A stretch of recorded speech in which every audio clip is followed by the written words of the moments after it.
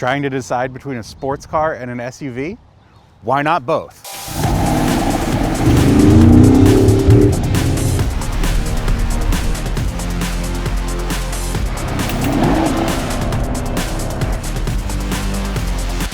If you're not already, be sure to subscribe to our YouTube channel and turn on notifications so you don't miss any of our content. And if you enjoy this video, be sure to throw us a like.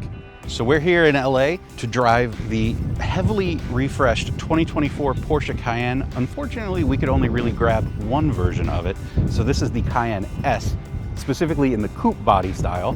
All versions except for the Cayenne Turbo GT are available in either coupe or SUV.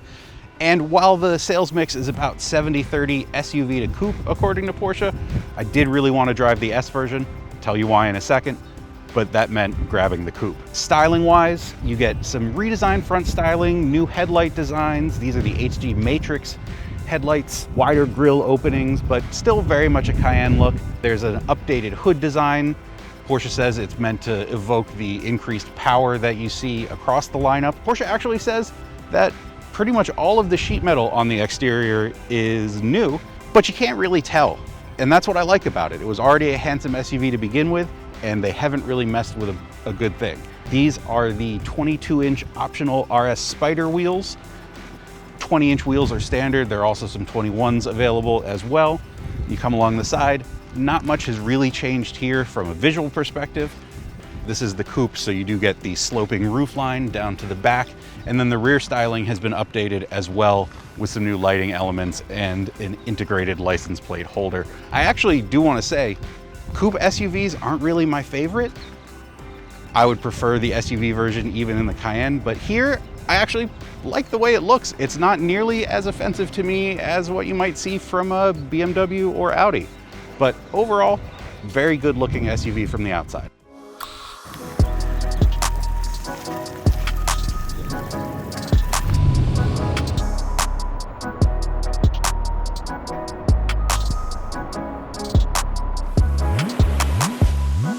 Besides the under the skin updates, the cabin of the Cayenne gets the most significant upgrades, basically mimicking the Taycan's interior. So you get a nice curved 12.6-inch digital instrument panel. It's very configurable. Graphics are clear, very easy to use. No problems with glare, no problems with my polarized sunglasses. The other big upgrade is the 12.3-inch touchscreen display. It works great. It does take a little bit to start up once you turn the car on, but once it's on, it is very responsive. You can make all sorts of adjustments to pretty much everything in the same way that you can get whatever options you want basically on a Porsche. You can configure everything within your Cayenne. Porsche also for this model year is adding an optional passenger display. The passenger would have the ability to control certain functions and see them.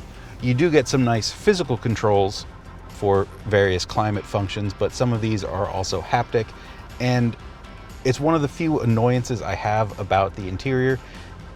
This is just one large movable panel, so you hit that and the whole thing moves. You hit that and the whole thing moves. You hit the ventilated seat and that moves. You hit the heated seat and that moves. And also you can have heated and ventilated seats at once for some reason. This functions as a volume knob, which is nice. I would prefer physical tuning control as well, but everything feels nice with the exception of this panel. It feels a little bit cheap, not really up to the price tag of this car, but it's a small complaint, and honestly, it looks cool. I'm just glad Porsche hasn't fallen too far into confusing technology for luxury. But the reason this exists is because Porsche has moved the gear selector up to here, like in the Taycan. I do wish it were a bit of a different design. It just doesn't feel very substantial, but you know, it gets the job done and it frees up space that Porsche has used to its advantage rather than just existing and being weird. To the left of the steering wheel, where traditionally you would turn the key and start the Porsche, now it is push button start, but it is still to the left because that's just how they insist on doing it. Overall, materials feel great. Even the multitude of handles that both the driver and front passenger get have a nice feel to them. There's very little in the way of hard plastic. Everything feels great. Everything feels like it was put together well. Overall, the cockpit is very comfortable, if a little bit tight. I had, some knee issues, but we are trying to emulate a sports car feel. This is a Porsche after all. Not nearly as constricted is the back seat, which we should go check out. So in the back of the Cayenne S Coupe, plenty of room. I have a ton of leg room back here, even behind where I would be sitting as a driver. My knees may be a little bit high, but nothing too bad. This would be perfectly comfortable for long distance trips. I can also stick my feet under this front seat, which helps with the leg room. You get a nice bit of creature comforts like vents in the B pillars as well as in the center console. Lots of adjustments available as well, and 2 USB-C charge ports down there. The biggest flaw, well, there's 2 big flaws here. One is this large transmission tunnel that's going to really cut into footroom if you have 3 passengers in the back. And the other part, and this isn't really unexpected, but the coupe roofline is eating into headroom. I still have a good amount, but if I strain a little bit or if I were a little bit taller, it might be something of a problem. The more straight SUV roofline would be helpful for a little bit extra headroom, but it feels very nice and open. You also get this nice panoramic glass roof, which also probably eats into some of that headroom, especially up here. But overall, very comfortable back here. Not a lot of change compared to previous generations, but Porsche didn't mess with a good thing. If you've got to seat more than 2 people, they're not going to complain. One of the other nice things about the Cayenne S is just how lovely it sounds.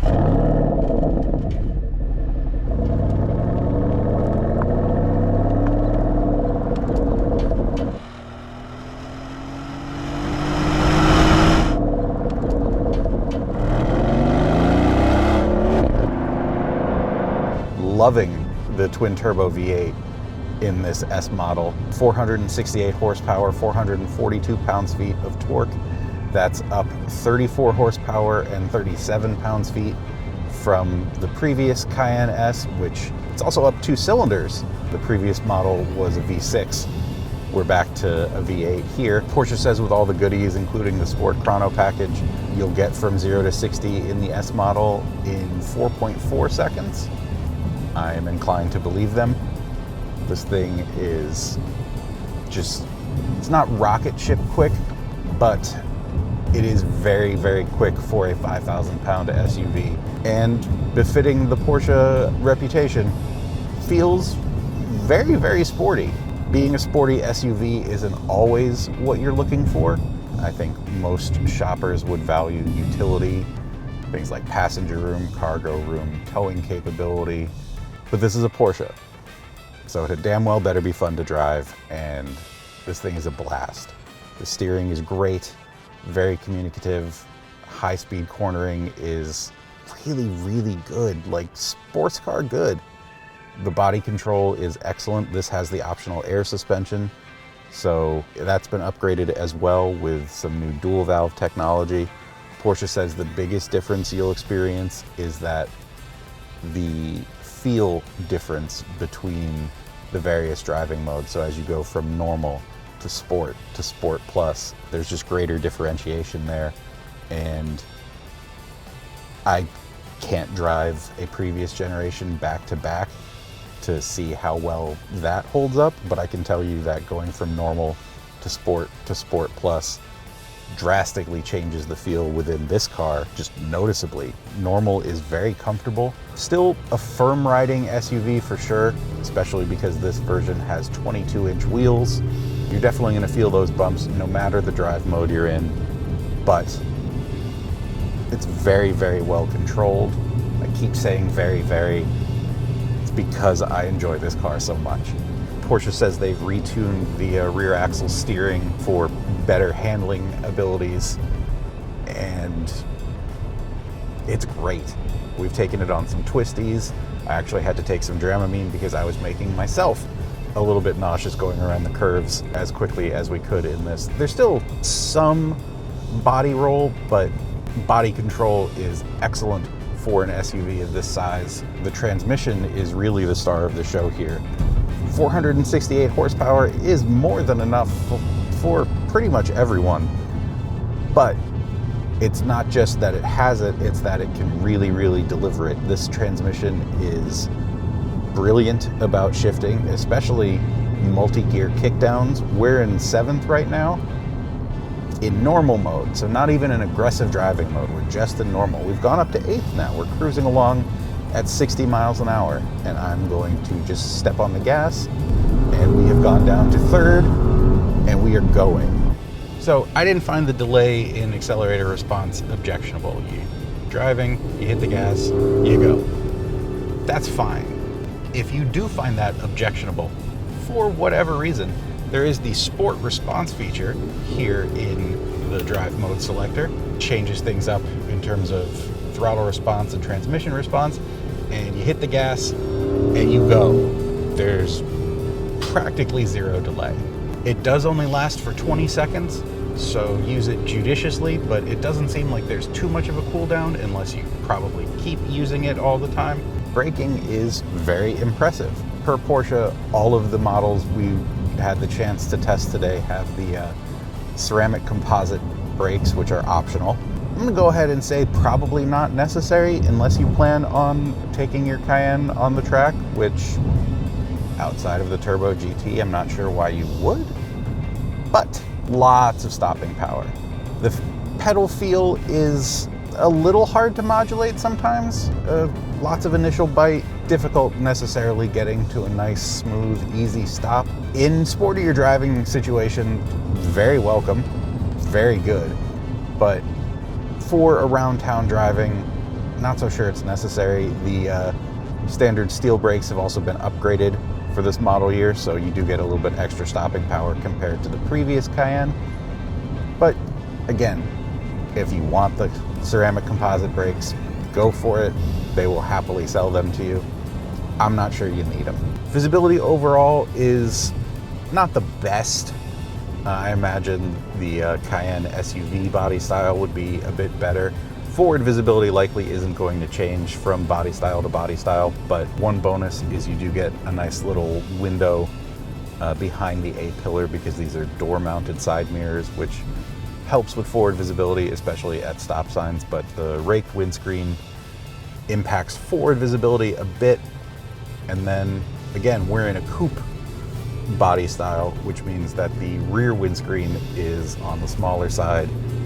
I can see just fine, and the headrests are actually surprisingly not really blocking much, but wouldn't mind more. It's not, say, Tesla Model Y bad out the back, but it could be better. I wish I could tell you about fuel economy. I'm gonna say this is probably not great, but unfortunately, as of this moment, the EPA has not released official numbers, and neither has Porsche.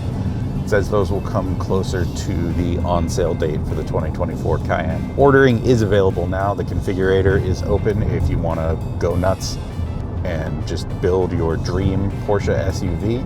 But as far as fuel economy, especially with the new plug-in hybrid with its much larger battery pack, we still have to wait to see what that means in terms of things like MPG, or in the case of the plug-in, all-electric range or MPG equivalent.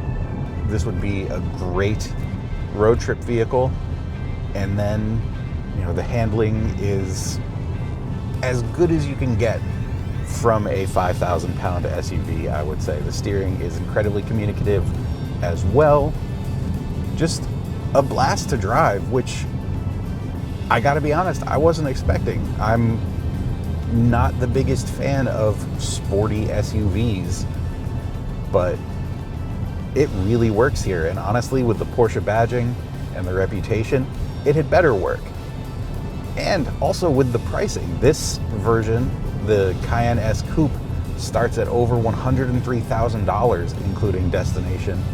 And we don't have a price sheet available to us at the moment, but given all the options, I would not be surprised to find out that this was tens of thousands of dollars more. And that is also sort of the beauty and the pain of buying a Porsche, is you get so many different customization options that the end result can be so much more expensive than when you started configuring it. I don't know if you're like me and you spend hours sometimes with Porsche configurators just trying to get that car just how you want it, and then finding out that not only did you not have the money to afford what you started with, you've added tens, if not hundreds of thousands in options, depending on the car.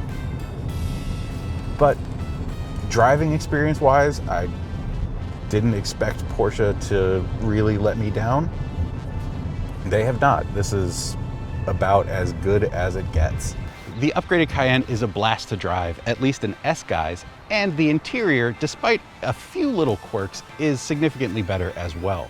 We are going to have to wait a little bit longer for fuel economy information, especially for the plug-in hybrid version, which will be coming closer to the Cayenne's on sale date later this year, but you'll be able to find that along with my full first drive review on Cars.com.